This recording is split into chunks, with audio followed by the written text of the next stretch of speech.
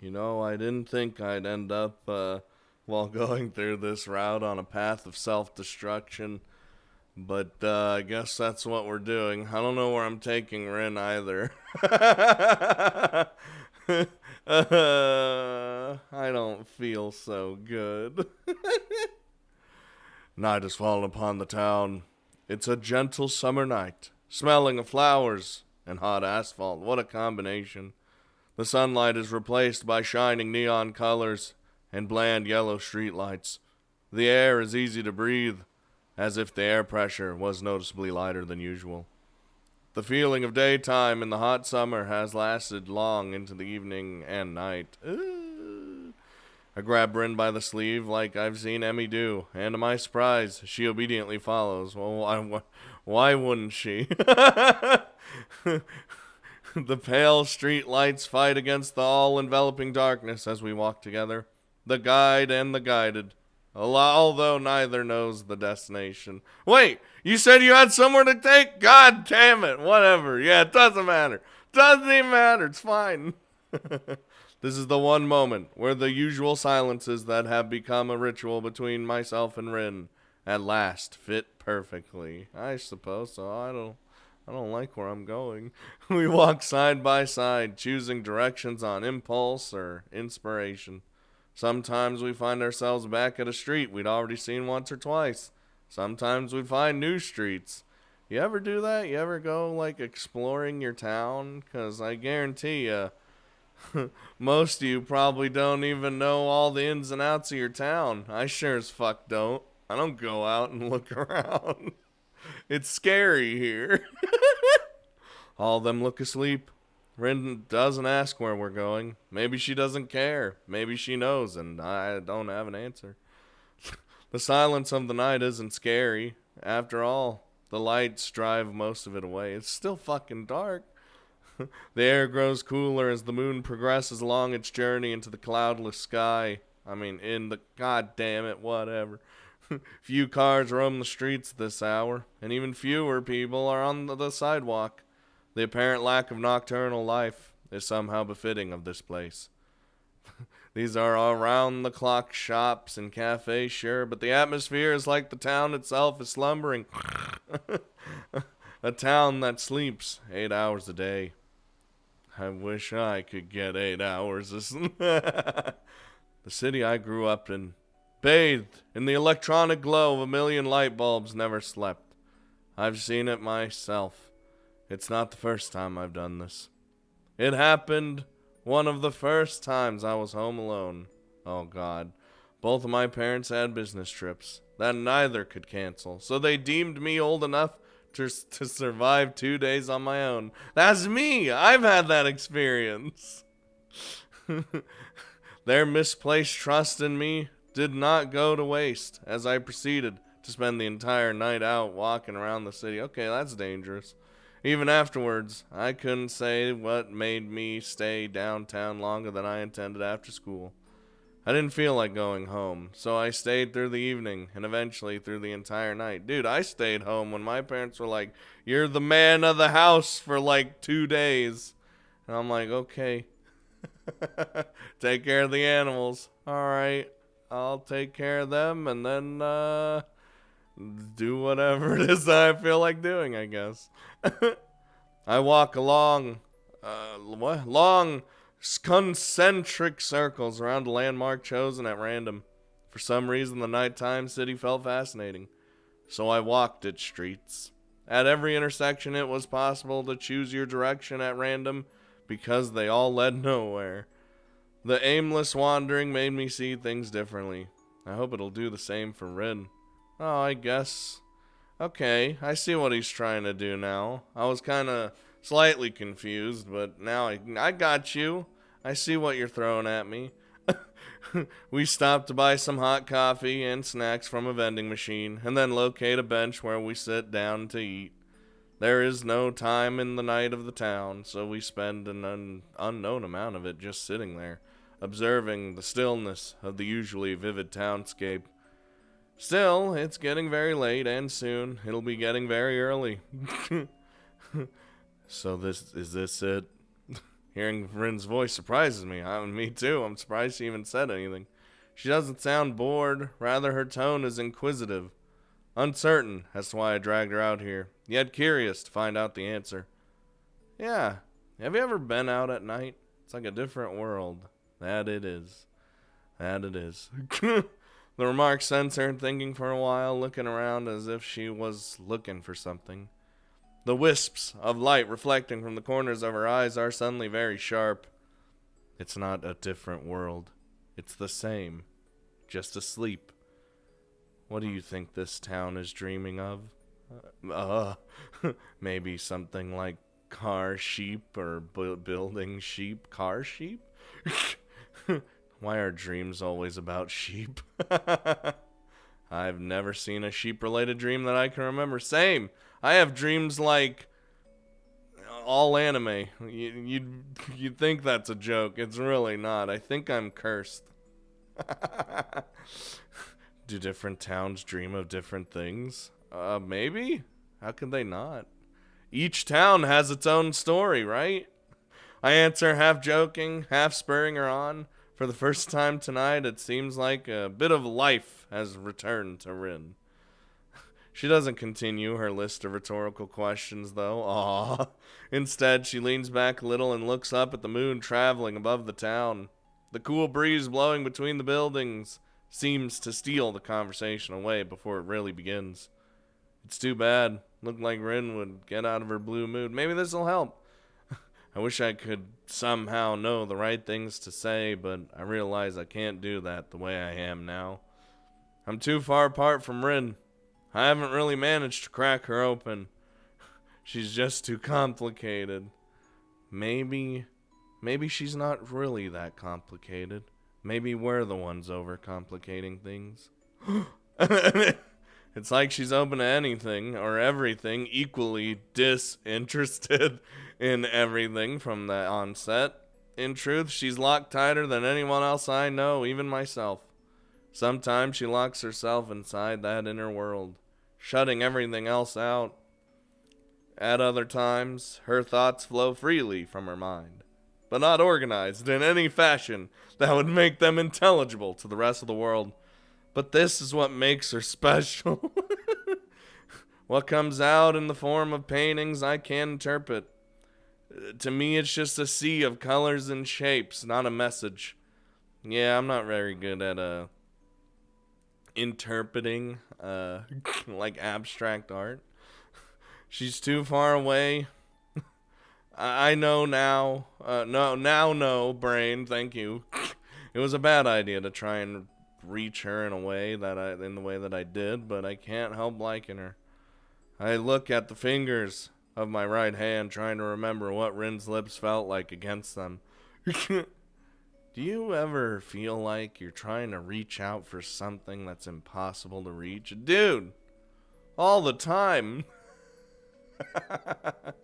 But truly, nothing is impossible. One day you'll get there. You'll reach out and grab that thing that was once impossible for you to reach. Rin turns her gaze to me, tilting her head quizzically.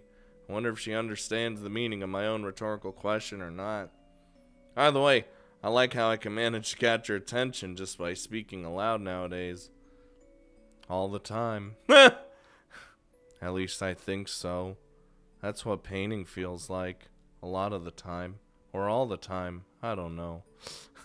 Sometimes I get the feeling that I can really paint what I want. Sometimes it feels like it's just another shadow of me. Like a mirror that doesn't work right. Like talking? Maybe. When I was little, I didn't really have friends. Maybe it's the same now. No, it's not. It's bullshit. The only things I liked were pens and paints. They were the only things that understood me. Now it feels like that's going away too. Change really is a scary thing. Oh, he's just saying it. I wish I could understand you.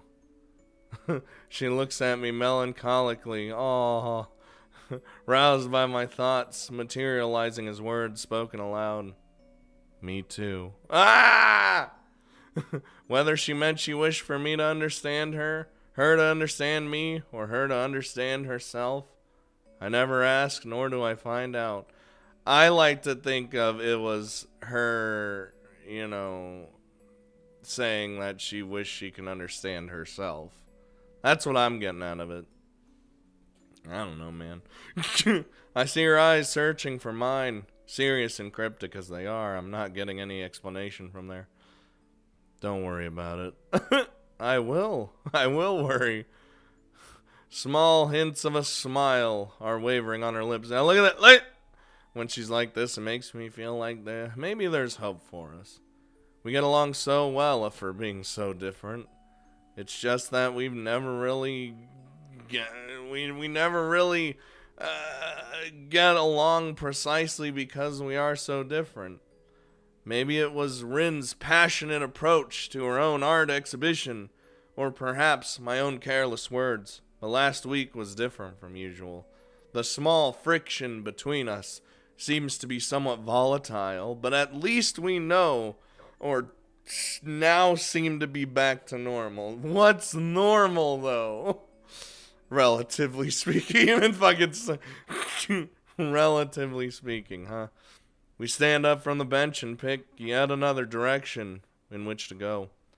In the wee hours of night, slowly passing by as we measure the streets of the town, one step at a time, we are finally at ease, not minding the rare lone passerby who's probably creeping around the eerie darkness, each other, ourselves.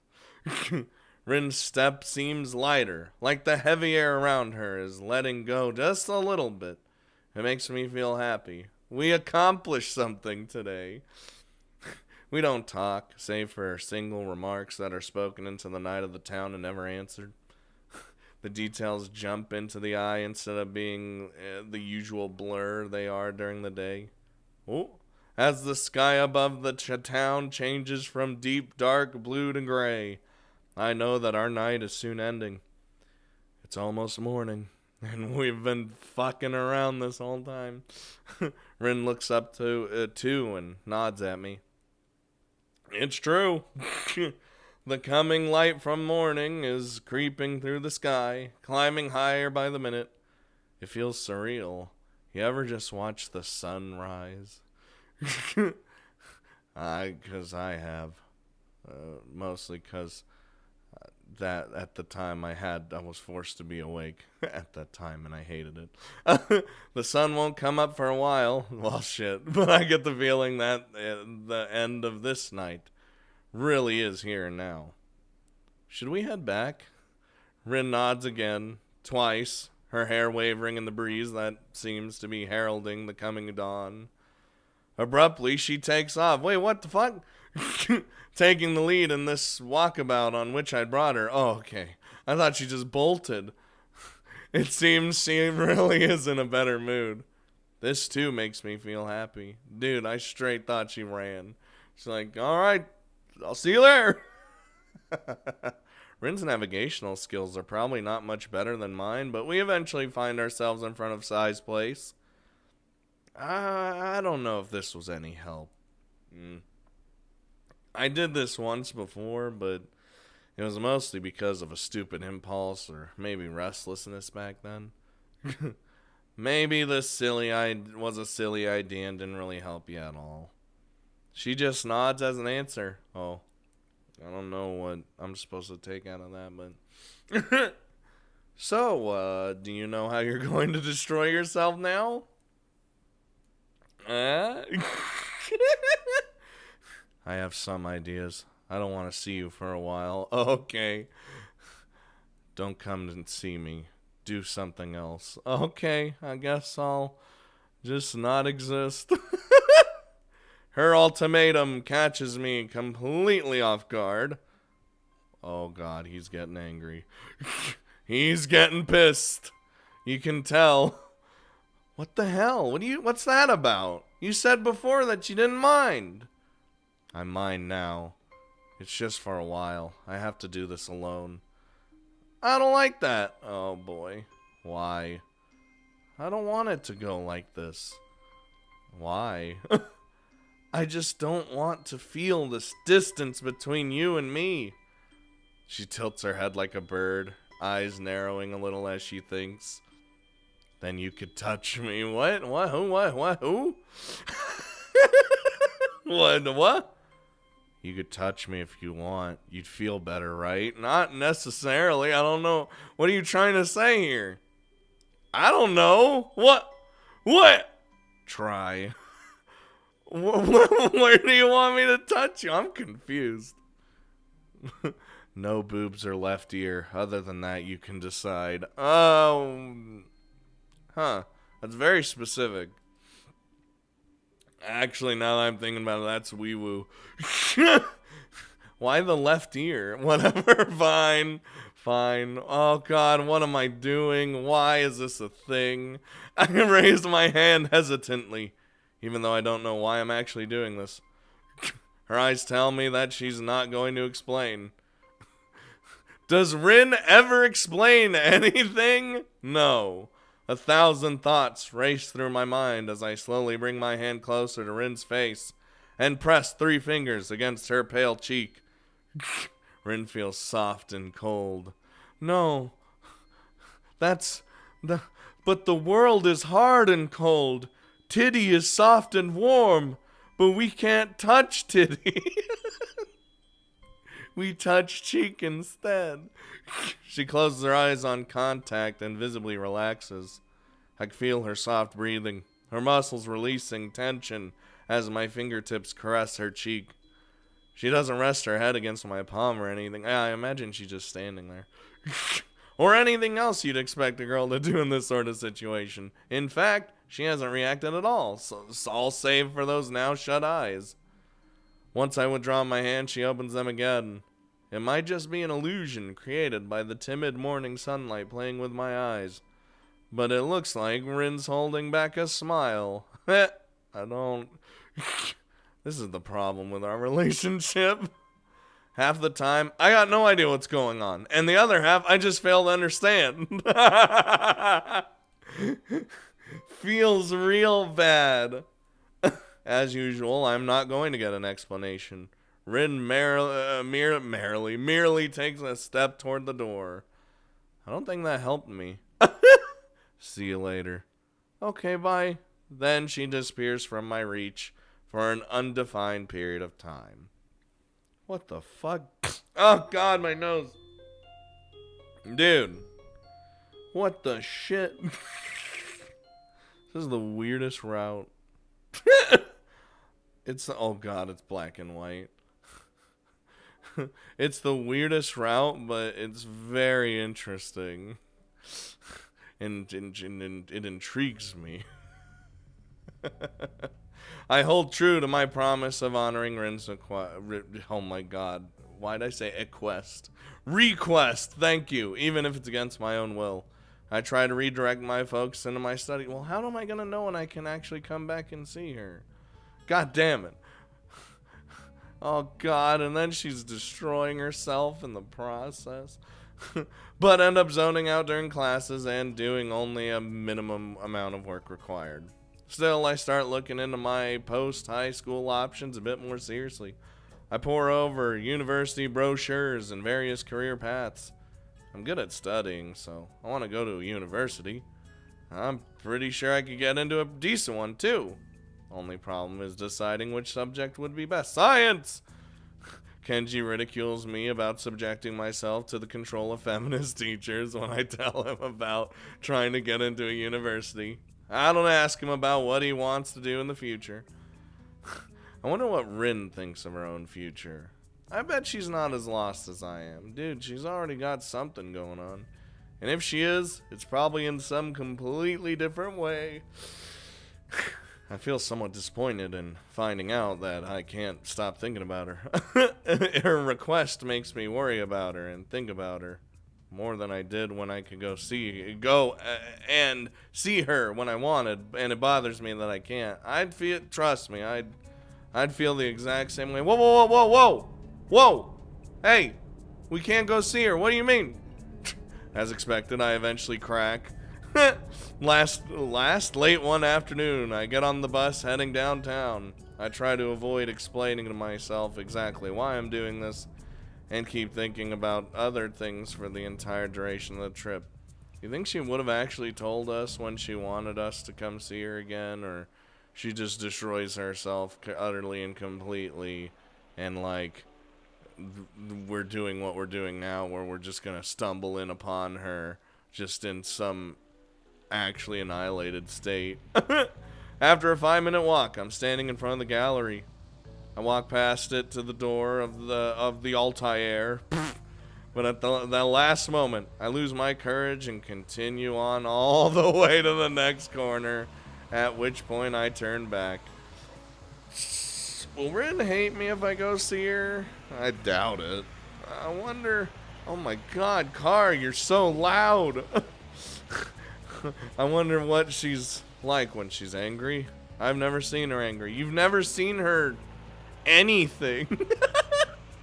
The worst thing would be if I actually ruined something by going to see her, like she seemed to imply would happen.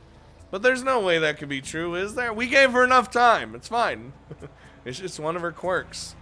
I walk back down the street and end up passing the atelier door for the second time. Oh god. Only this time, as I continue all the way to the gallery, its owner is just standing outside the door watching me. I thought that was you? What are you doing? I really don't want to explain. I don't want to explain the circumstances between Rin and me. So I get flustered and end up mumbling something unclear. That's it. That's all he got. She takes stock of me and then sighs deeply, looking wryly amused somehow. I hope she doesn't misunderstand. Would you like to come in? Your teacher's visiting. Oh. We were discussing Rin's exhibition. Thanks for the invitation, but I really should, don't be shy. Come on in. Oh, God, I don't want to do Nomiya's voice. I follow Sai inside, finding that our art teacher indeed is there. Nomiya is standing at a big desk, contemplating what looks like an invitation card. I was just about to say, look what the cat dragged in. God damn it, Sai, you beat me. Gotta be quicker on the draw, brain. Actually, that'd be more my mouth, but whatever. Look what the cat dragged in. Nakai! Hello there, my boy. Oh, God, he doesn't seem at all fazed by my appearance. How do you like the invitations? It's very abstract. I glance at them quickly. They're kind of fancy, with one of Rin's paintings printed on the front cover and shiny gold writing. They look fine to me.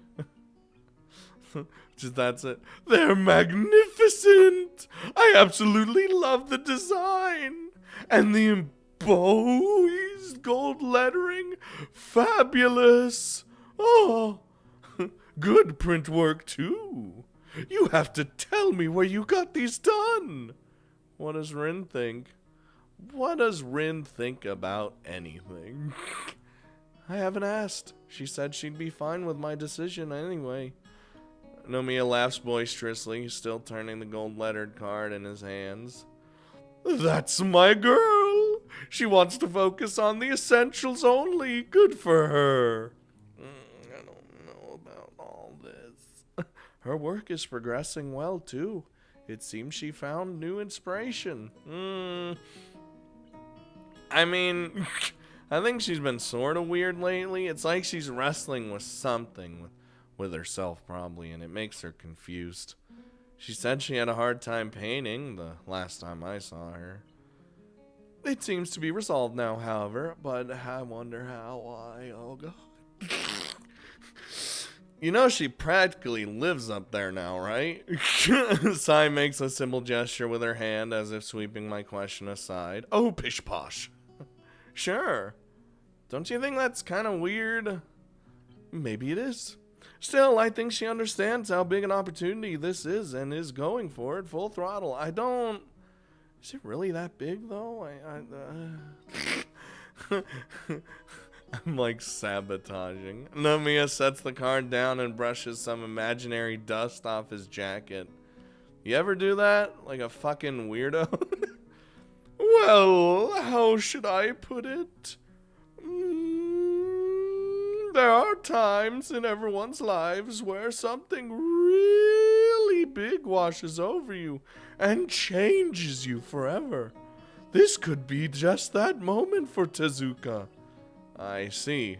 Yeah, I think I've had something like that happen to me. I'm referring to the incident that even brought me to Yamaku. Neither of the two adults comment on that, however. It might well be that everyone has or will. At any rate, surrendering oneself to art is a big decision. A thorny path, too. Quite thorny indeed. I almost said horny.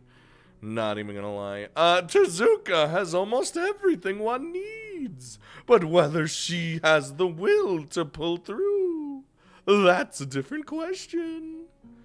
I should know that best. I tried going down this path too, but turned away in the end. Huh. I don't understand. No, the fucking first one. No, not the first. Yeah, the first. Brain? What do you... What? Why did I say the first one? I don't understand what he's trying to say. Alright. Why did you turn away from being an artist? Is that why you're being so supportive of Rin?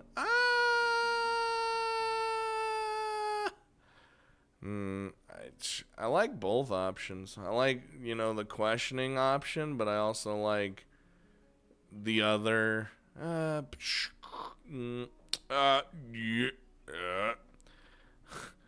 Shit.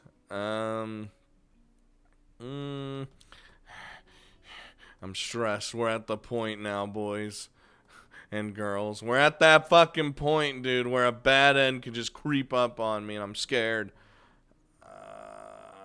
I guess if we, I mean, that could be, that's obvious, though. Like, what?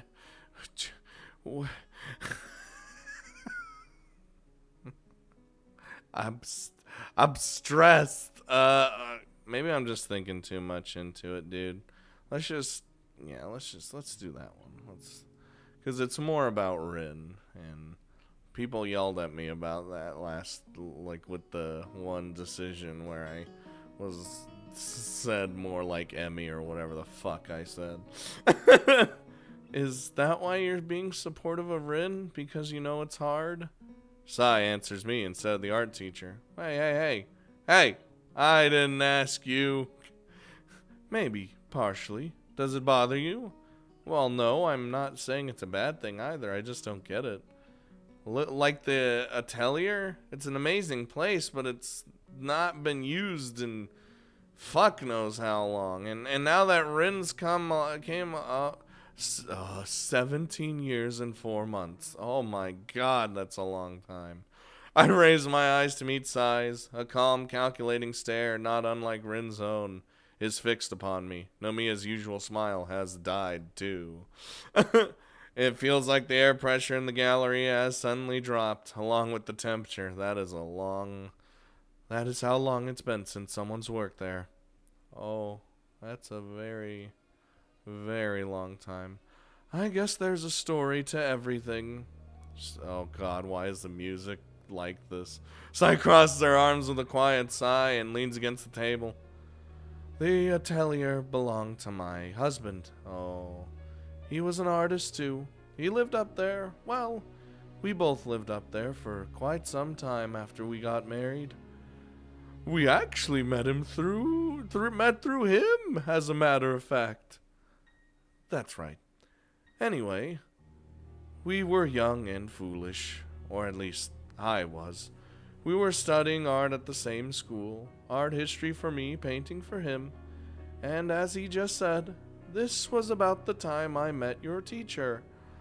Anyway, I fell madly in love with this person, or maybe with his art. Oh. He was brilliant. His genius just shone so brightly whenever he put a brush to the canvas. Her voice takes on an almost reverent sort of tone as she reminisces about her husband. I look at her hands and notice that she's not wearing a wedding band. And on top of that, she keeps speaking in the past tense. Well, I mean, 17 years. He really was the kind of artist who would make history books. One with a direct line to God. What does that mean? That's what I thought, anyway. Silly, isn't it? I think we all knew that he was something else back then. Even the teachers. That genius, well, I'd say it consumed him. Yeah. Everything, absolutely everything, was second to art. Be it social life, getting a job, or even me. It just wasn't as important. It seems that artists can't look at their own work as a job, as just a job, It's something more fundamental to them. It was hard to live with a person like that. Hard to be married to a person like that. She takes a pause and looks to see if I understood. I guess the point of this story hasn't emerged yet. That or I missed it. So, how'd you cope with it? My question, probably the exact one she was waiting for, draws a dry chuckle out of her. However I could. Sometimes it was hard. Sometimes I fooled myself into believing he would change. I pursued my own things too, so it was easy just to let him be. It's not like you can stop an artist from painting if he wants to paint. Plus, being with an artist is fascinating. I can't say that I hated it. Art schools are full of all sorts of posers and pretentious schmucks. But true artists are lovely people in general. I think that's why your teacher has taken such a shine to our little kitten. Stop calling her that. She really has the makings of an artist, and a good one at that. She wants to paint. She must paint. Quite so. She's the best student I've ever had. Hey. It's just about her finding her own way now, too. Maybe that's why I wanted to give her this chance. If she goes to an art school, it'll be good for her. Artistic expression is about finding one's own place to be, your own limits, and then working with that, to expand them, to break them, whatever works best. But you have to know the limits of what you can do. Anyway, long story short, my husband was a person without these kinds of limits. A unique individual. But a human being cannot endure that for long. Yeah, not. He died young. After he was gone, I couldn't stand the atelier anymore and tried to forget it. Oof, that kind of thing happens. Happens? You could say that his flame was bright, but brief. Well, her story comes to an abrupt end, but it doesn't seem like she's going to go any further. Nomiya toys with the invitation cards lying on the table, as if doing something just for the sake of it. Yup. But what if... Oh, God. Yeah, I was gonna say no! I'm scared now! What if Rin's like your husband, too? What if she's a person who has unlimited potential? Sai's hand twitches, and I see once more that sad look well up in her eyes. It's the look she gets when she watches Rin. The look by which she remembers her husband. I doubt it. Sai stands up and digs in the pocket of her jacket for a cigarette and a lighter. Her hands are shaking. I'm going out for a smoke. Okay, bye. Wordlessly, Nomiya and I both decide to follow her after a moment. Oh God, it's already dark outside. Sai is standing with her back to us, taking sharp, occasional drags on her cigarette.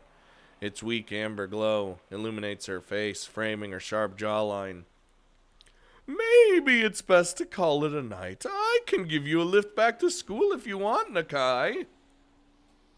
I mean, you're not going anywhere, Shinichi. I need a drink. We're going to that place at the corner. Oh, the teacher looks at the old lady and then shrugs at me apologetically. It's not a problem. I'll just catch the bus. I'm headed upstairs to see if Rin will come back to school with me anyway. I think she's been staying overnight here too often lately. Sai locks the front door of the gallery and links arms with the old art teacher. I feel strange. Yeah, I feel a little weird looking at him. I wonder what it feels like to have friends who have been with you for decades, for most of your life. I can't imagine it. I have no friends. Aw, his sound, no. The two of them start making their way down the street towards the bar on the corner, so I quickly head upstairs to the atelier door, ready to get to what I originally came here for. Oh, God. I climb upstairs and enter carefully. I slowly open the door. Oh, no! The room is dark because of the quickly falling light, but I can see Rin, or rather her silhouette, sitting on the floor. So she's got her inspiration back, like Sai said, and moved from easel to painting on the floor. Cool. Before I manage 5 steps, I stop, frozen in my tracks. The ironic realization that human cognitive ability is commendable echoes through my mind. From a mere movement of her shadow, it took me a fraction of a second to realize something's awry. Uh-oh. Process what I'm hearing, formulate the answer, and blush all the way to the tips of my ears. Uh-oh. Rin, what are you doing? Rin is sitting on the floor with her legs under her. I mean, oh, she moves in rhythm. Oh, that's why we were blushing. God damn it. She moves in rhythmical motions back and forth, slowly grinding herself against herself. How are you doing this? Her breathing is so heavy it's almost visible in the dim light. It's the heavy panting of one who doesn't have the option of breathing gracefully. Her hips, mere shadows against the dim light shining on her from above, are swinging circularly over and over again. She hasn't noticed me, so engrossed in her activity. I don't think I could show this. You know how finicky YouTube is, dude. The deadlock solves itself before I get a chance to think about what to do next. Something in the atmosphere of the room changes. A little thing, not consciously noticeable, but it changes. Perhaps a timid current from the open door, or a minute change in the air pressure. The sound of my breathing, even though I notice I haven't taken a breath for many seconds. Now I'm dead. The aura of my presence. Oh, that's awkward. That something catches Rin's senses. I wonder how she's gonna react. It's Rin. She stops moving, freezes, and slowly turns to the door. I imagine, not see, the horror on her face, like a fawn's eyes staring at a hunter. I wonder if Rin can see my expression, but at least she doesn't have the strength or the spirit to look straight in my eyes. I'm going back. This just looks sad. I don't know, like the, what's the word I'm trying to look for? Like the atmosphere. I don't know. So she droops her chin against her chest, letting her mess of hair hide her face from me even further. I feel like I should either walk out or to her, but I can't do either. I told you to stay away. Her words are defeated, painful as if she was suffering. Rin doesn't have anything other than her shirt on. I can see the last wisps of the twilight against the pale skin of her thighs and bottom. There is no way I could back off anymore. I lost that chance, so I do the next best thing. I quickly avert my gaze, even though Rin doesn't see what I'm looking at. I'm sorry, I didn't think It's not like that. Whoa! Her voice is raspy, shivering from held back tears or something else. She's shaking, looking like she is in physical pain. It's not like that, Oh my god, she's doing a thing again. I have no idea what it really means to change, but I know now you have no idea what I've had to do and all the things that pass through, and I think I forget. I really don't. They just build up inside and grow and grow and grow until they flow out like a flow of everything that has ever been wrong. I can't take it. I can't think of things I want because there's only so many things that I can think for 6, 7, doesn't matter. It's never enough. I have to let this out. I have to destroy, forget, and nothing. Oh my God. Rin is mumbling her words into the air more than talking to me. It is the rambling, ranting, raving speech of a lunatic, even and steady in tone, but taking the form of a never-ending stream of words almost simultaneously spawning from between her lips. It feels like she's forgot it's me who's present, or someone is actually present. Maybe she vaguely recognizes what is real and what is not. Maybe in her mind, I am a voice inside her head. That's creepy. I look down at Rin's sorry figure, cowering on the floor with only the white shirt of her usual attire on. What the hell are we gonna do? It neither preserves her modesty that is gone, nor her body warmth that she does not seem to care about. She looks more broken than I imagine a human being even capable of. And the hospital and school has given me some real perspective on that. I remember the hazy blue smoke and myself wondering what Rin would do for the sake of art. The realization that Rin is always serious hits me with its entire weight.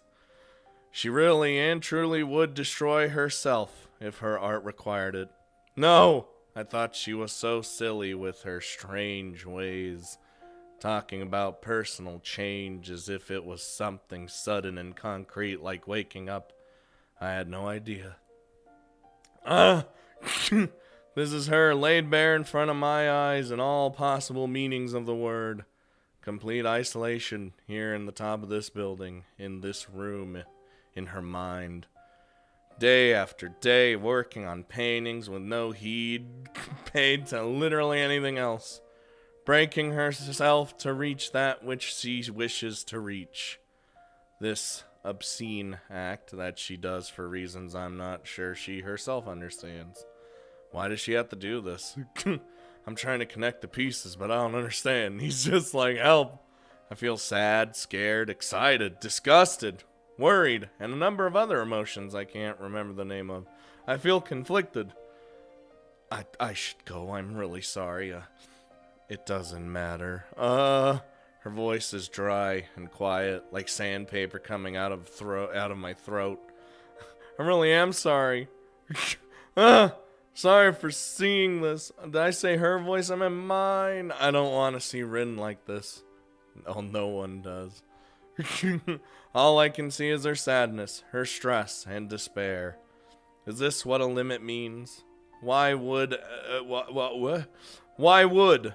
How could Sai and Nomiya let Rin go this far? Or is it me who is to blame? The hug! The behind hug. Hold on, Rin. I'm here. I almost walk out right there, but at the last moment I turn around, steel myself, and walk to Rin, to crouch down behind her and lightly touch her forehead. She doesn't resist or react. I can't leave her like this. She is not well. She feels like she has a fever, freezing cold and burning hot at the same time. I wonder if she got sick from staying out all night with me back then. It seems she's prone to getting ill. There's a blanket on the couch, but I wrap my arms around Rin instead of fetching it. 'Cause body warmth is the best warmth. She does not resist my clumsy hug, only slumps her head lower, deepening the shadows, hiding her face from me. What are you doing? Nothing. This ain't nothing. I am not embracing her out of love, nor out of forgiveness. For am I in love, or is she sorry? I just want to hug her. For a moment, the only sound in the room is her heavy breathing. My body warmth, shared between two people, is barely enough. But slowly, painfully, slowly, it spreads from me to her. Burp, the small warmth returning to Rin makes me more conscious. Burp again of her body against mine. Even in the darkness, I can feel the fleeting scent of Rin's hair, the sweat on her skin, the dried paint stuck in her shirt. I feel the hardness of her bones and the softness of her flesh. Oh my god. Her heartbeat's echoing mine, out of rhythm, just like always. 'Cause, I got heart problems. The hot blood rushing inside me reminds me why I said what I said back then. Why I came here even after that. Why I'm here tonight again. Why am I hugging her now? To keep her safe against the cold and the sadness. Rin has really grown on me inside my heart, claiming a small part of it as her own, without even particularly trying. Oh, Rin. Oh, even if she wanted to push me away, I can't help this feeling. Are you alright, Rin? I'm not. Oh, I think I broke. I painted some really good things. Incredible. So I heard. But it hurt me. I can't handle this. Her voice cuts out as there are no more words for her to say. It's not an angry voice nor a sad voice. It's a lifeless voice. Ah! Pain! I pet her head and shoulders, the physical equivalent of saying there. It's not like I can reassure her with sweet nothings that people are supposed to say in this kind of situation. I'm not sure if she would even listen or be reassured. She didn't react much to my embrace either, as if she didn't care. Maybe she doesn't. At least she doesn't care if she looks sad or not. There are no facades, no attempts to explain herself, no faux happiness. Rin is honest. Hisao. Oh, what is it? You're my friend, right?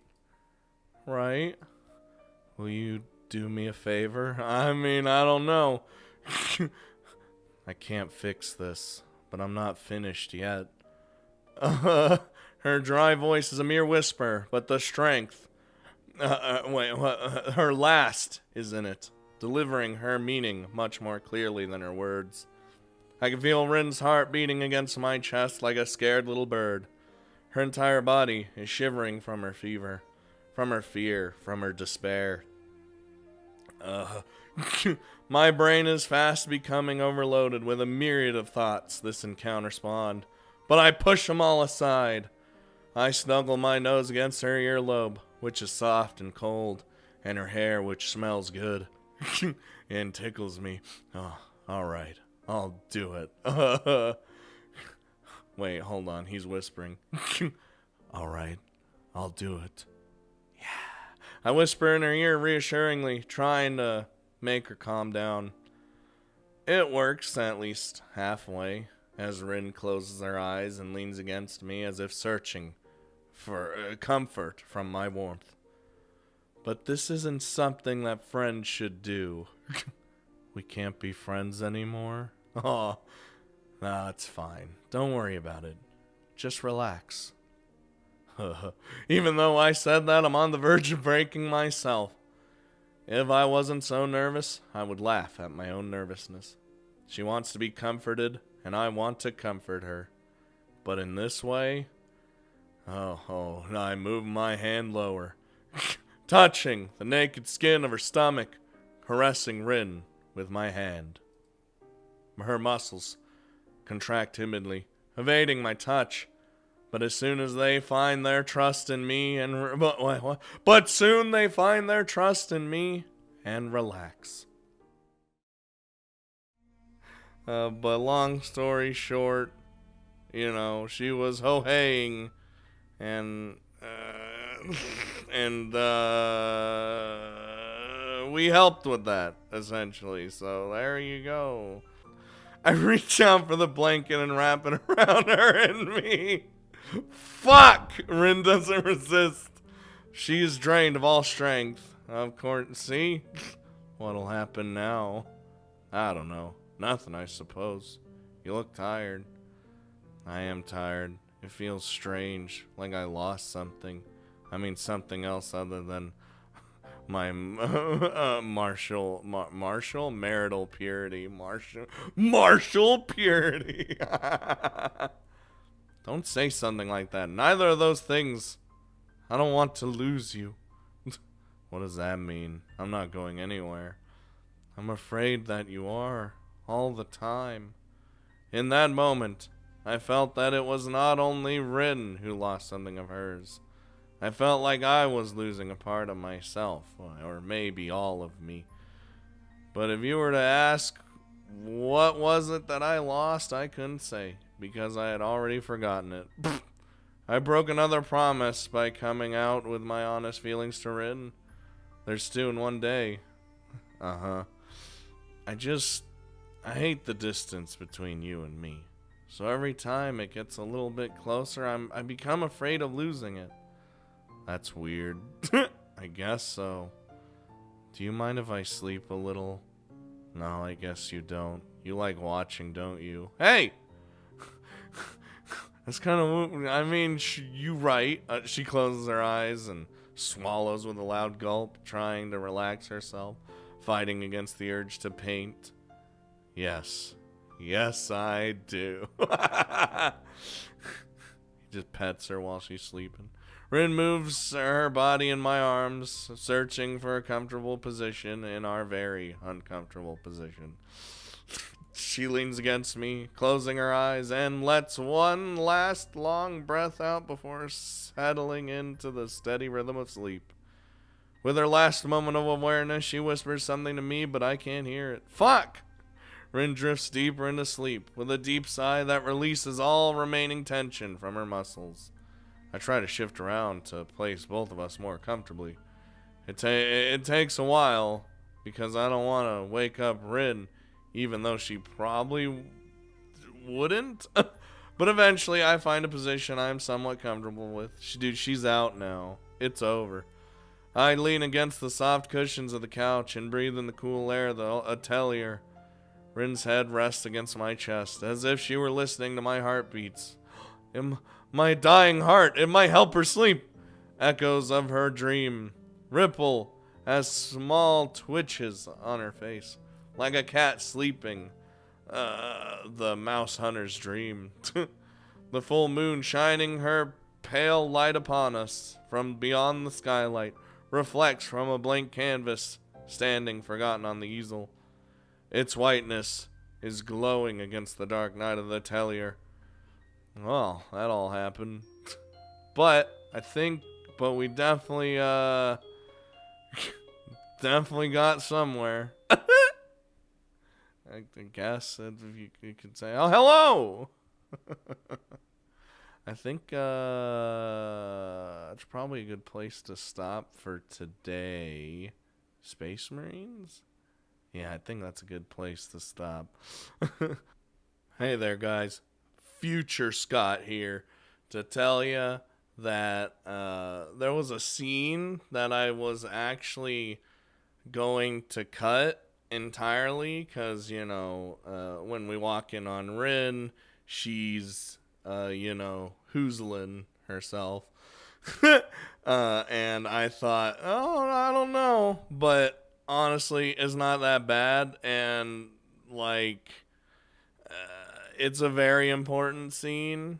So important that I feel like I have to put it in there regardless of what she was doing when we stumbled in upon her. So yeah, I'm gonna do that, and I hope you probably already saw it. So yeah, just letting you guys know that. Of course, I skipped the actual hand hoozling that we ourselves did, but that's to be expected. But I'll probably put a Sakura pedal on what I'm putting in there anyway. So yeah, but I'll see you guys next time on the next exciting episode of whatever we're doing with the destruction of Rin and the rebuilding of her at the same time.